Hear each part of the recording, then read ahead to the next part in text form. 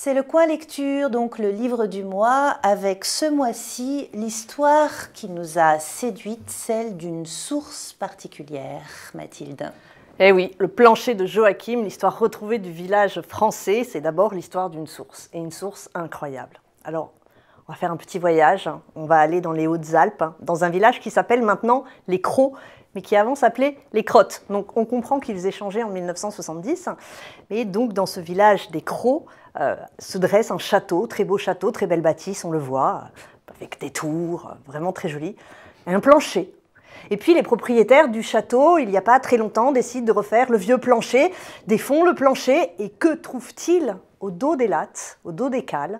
Des mots, un récit. Un récit décousu, puisqu'il se dissémine sur les différentes lattes et cales de bois, mais un récit personnel. En fait, le menuisier qui a fait ce plancher à la fin du 19e siècle, entre 1880 et 1981, a écrit au dos son histoire, des bouts de son histoire. Et il savait très bien que ça n'allait pas être lu, il l'a caché. D'ailleurs, il le dit lui-même, « Heureux mortel, quand tu me liras, je ne serai plus ». Et pourtant, il enterre ces papiers très importants. Donc ça donne un texte, décousu certes, mais incroyable. Parce que c'est très rare, les sources populaires. Au XVIIIe siècle, on n'en a qu'une, Ménétras, compagnon de Vitrier. Au XIXe siècle, ça se compte sur les doigts de la main. On a Martin Nadeau, maçon de la Creuse, mais c'est une sortie de classe d'une certaine façon. Il devient député. Pareil avec Agricole Perdiguet, qui s'appelait Avignonnet la Vertu, un compagnon du devoir, mais lui aussi devient représentant du peuple. Sinon, on a 2-3 menuisiers, un boulanger, un peintre en décor. Mais il y en a vraiment très très peu de ces sources primaires, donc l'historien y tient particulièrement. Mais oui, parce que c'est une manière aussi de faire justement une histoire par en bas, au ras du sol, c'est le cas de le dire. C'est le cas de le dire. C'est-à-dire d'essayer de faire parler ce qu'on n'entend pas d'habitude. Donc pour un historien, retrouver des sources qui ne soient pas simplement des archives étatiques, des archives administratives, officielles, ou même effectivement, comme tu le disais, des mémoires, eh bien c'est presque du pain béni pour se lancer dans une vraie histoire sociale. De la planche bénie, c'est sûr. En tout cas, donc voilà notre menuisier. C'est un menuisier qui fait pas mal de chantiers. Bon, il n'est pas pauvre, mais il vit quand même chichement, petit propriétaire de parcelles disséminées sur le territoire de la commune. Tous les ans, il engrosse un cochon pour avoir à manger l'hiver.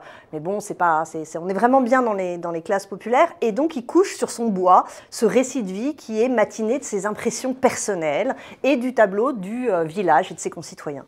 Alors, c'était assez fréquent que les menuisiers, les potiers aussi, signent de leur nom, donnent une date. Mais c'était tout. On n'a jamais eu un récit de ce type. On notera que son français, par ailleurs, est plus que correct.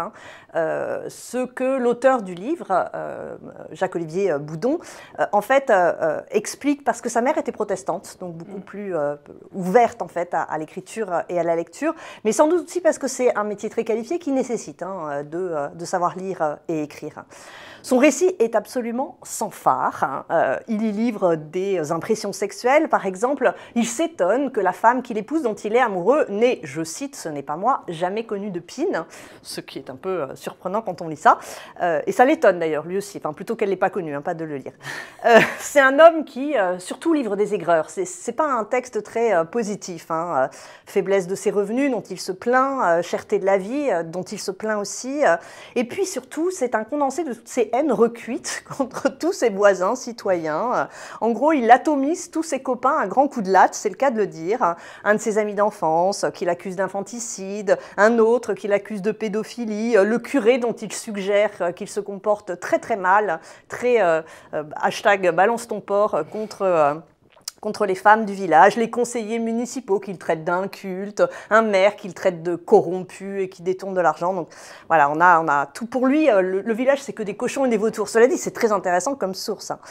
Et puis, par contre, et d'ailleurs ça fait un lien avec le début de l'émission, il a un regard positif, ou alors neutre, disons, sur les étrangers qui sont dans le village. Parce qu'il y a des étrangers dans le village, il y a des ouvriers piémontais qui sont venus faire le chemin de fer. Il y a aussi qu'il voit de façon qu'il décrit sans les attaquer directement. Et puis même un personnage qui s'appelle Ferrari, et qui est un piémontais qui a fait fortune qui a réussi, il est arrivé sans le sou, il a fini par acheter le château à un moment et son fils est devenu député. Donc une belle trajectoire d'ascension sociale de ces émigrés venus en France. Et donc il brosse le portrait de cette société rurale en mutation dans cette fin du 19e siècle, faisant ce qui va permettre à l'auteur du livre, Jacques-Olivier Boudon, de faire une histoire de ce village, une monographie villageoise qui s'inscrit dans la tradition finalement de la micro-histoire.